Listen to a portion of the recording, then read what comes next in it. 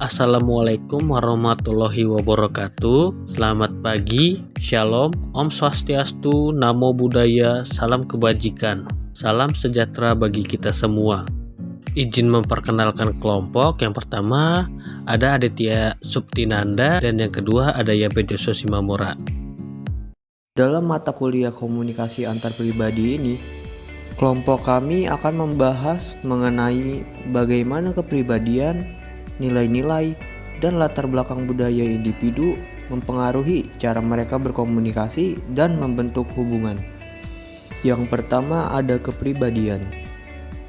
Kepribadian adalah kombinasi karakteristik emosional, sosial, dan perilaku yang membedakan individu satu dengan yang lain. Ada berbagai jenis kepribadian. Namun, dalam pembahasan kali ini, kita hanya akan fokus pada 3 tipe utama, yaitu kepribadian ekstrovert, kepribadian introvert, dan kepribadian ambivert. Yang pertama, ada ekstrovert. Ekstrovert adalah salah satu jenis kepribadian yang lebih cenderung terbuka, suka bersosialisasi, dan mendapatkan energi dari interaksi sosial. Mereka cenderung ekspresif, berbicara lebih banyak, dan aktif dalam berinteraksi dengan orang lain. Dalam komunikasi, mereka lebih suka berbicara dan berbagi ide dengan orang lain secara langsung. Mereka merasa energik dan nyaman dalam keramaian, sehingga mudah bagi mereka untuk berbagi pikiran maupun pendapat secara cuma-cuma. Kegemaran mereka akan bersosialisasi menjadikan mereka mudah bergaul dengan siapa saja dan sangat aktif dalam kegiatan sosial. Singkatnya, mereka adalah jenis kepribadian yang sangat pandai dalam bergaul. Individu dengan kepribadian ekstrovert biasanya dianggap sebagai social butterfly. Mereka akan memiliki lebih banyak kenalan atau lingkup sosial circle yang besar. Namun, tidak semuanya bisa dianggap sebagai teman dekat.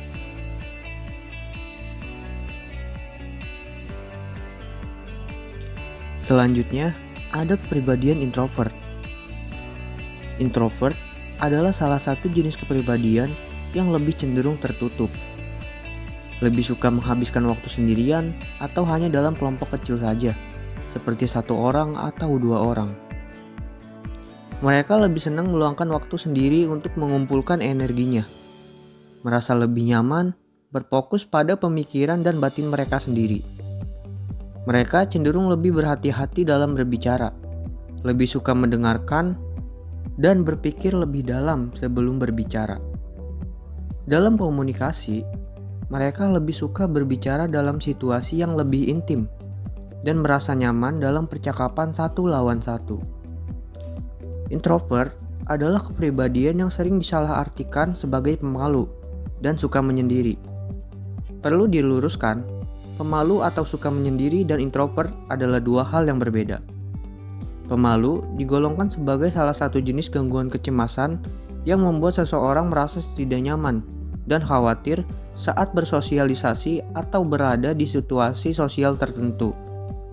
Namun, individu dengan kepribadian introvert tidak demikian. Mereka memang lebih suka menyendiri, namun mereka tidak masalah jika harus berada dalam lingkungan sosial. Selain itu, seorang introvert juga lebih senang untuk memiliki teman yang sedikit atau social circle yang kecil namun berkualitas. Perlu diketahui bahwa setiap individu memiliki karakteristik ekstrovert dan introvert dalam dirinya masing-masing. Hanya saja, akan ada salah satu tipe kepribadian yang lebih mendominasi pada setiap individu. Yang ketiga, ada kepribadian ambivert. Ambivert adalah salah satu jenis kepribadian yang memiliki karakteristik baik ekstrovert maupun introvert dalam proporsi yang seimbang. Mereka dapat beradaptasi dengan berbagai situasi sosial, merasa nyaman dalam kelompok besar maupun kecil, dan memiliki kemampuan berbicara dan mendengarkan yang seimbang. Dalam komunikasi, mereka memiliki fleksibilitas untuk berinteraksi dengan berbagai tipe individu. Ambivert adalah kepribadian yang bisa mengarah pada ekstrovert maupun introvert, tergantung dengan situasi yang dihadapi. Seseorang dengan kepribadian ini biasanya mudah berbaur layaknya ekstrovert, tetapi juga pintar untuk menyendiri dan tidak berbicara banyak seperti introvert. Baik, di sini saya akan membaca atau menjelaskan nilai-nilai. Nilai-nilai adalah keyakinan seseorang dan prinsip yang membimbing perilaku dan keputusan individu. Nilai-nilai dapat memengaruhi cara kita untuk berkomunikasi dan membentuk hubungan dengan orang lain. Contoh nilai-nilai yang dapat mempengaruhi komunikasi antar pribadi itu adalah integritas yang pertama, yang kedua itu ada kejujuran, kesetiaan, dan empati. Selanjutnya ada latar belakang budaya. Latar belakang budaya di setiap individu mencakup seluruh aspek-aspek seperti bahasa, agama, tradisi, dan juga ada norma sosial. Budaya memengaruhi cara kita memahami pesan, ekspresi, emosi, atau mimik wajah, dan cara berinteraksi dengan orang lain. Kesadaran penuh terhadap perbedaan budaya itu sangat penting untuk komunikasi yang lebih efektif. Selanjutnya, ada interaksi antar kepribadian, nilai-nilai, dan budaya. Kepribadian, nilai-nilai, dan latar belakang budaya bekerja sama untuk membentuk cara kita berkomunikasi kepada seseorang. Penting untuk menghormati setiap perbedaan dan selalu mencari kesamaan dalam komunikasi antar pribadi. Kesadaran terhadap peran ini sangat penting sehingga dapat meningkatkan pemahaman dan hubungan yang lebih baik.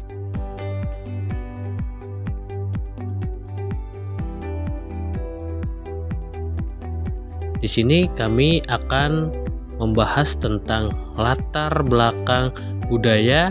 Yang pertama itu ada bahasa, yang kedua ada agama dan ritual, dan yang ketiga ada norma sosial. Pendahuluan latar belakang budaya adalah pemahaman tentang aspek-aspek budaya suatu kelompok manusia atau masyarakat yang membentuk identitas mereka. Ini mencakup berbagai elemen seperti nilai, norma, tradisi, percayaan, bahasa, seni, arsitektur, makanan, pakaian, dan banyak aspek lainnya yang membentuk cara hidup mereka. Latar belakang budaya ini berkembang seiring waktu sebagai hasil dari sejarah, geografi, pengaruh sosial, agama, dan pengalaman kolektif masyarakat tersebut. Di sini ada 3 judul. Yang pertama itu ada bahasa, agama dan ritual, norma sosial. Yang pertama itu ada bahasa.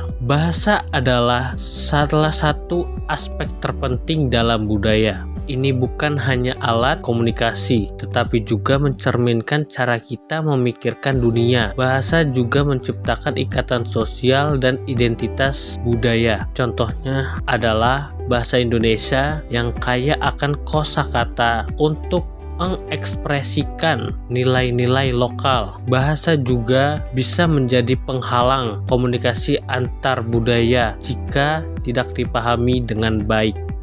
Selanjutnya yang kedua itu ada agama dan ritual. Agama adalah bagian penting dari budaya dan sering membentuk nilai-nilai moral serta pandangan dunia. Ritual agama seperti beribadah dan perayaan memperkuat ikatan sosial dan spiritual dalam masyarakat. Agama dan ritual. Sebagai contoh, kami mengambil agama Hindu. Hinduisme di India memiliki beragam ritual seperti puja dan perayaan seperti Diwali. Ini bukan hanya praktik keagamaan, tetapi juga warisan budaya dari leluhur yang sangat penting. Yang ketiga, itu ada norma sosial. Norma sosial adalah aturan tak tertulis yang mengatur perilaku berlaku dalam masyarakat. Hal ini mencakup seperti etika, tata krama, dan nilai-nilai yang dianggap penting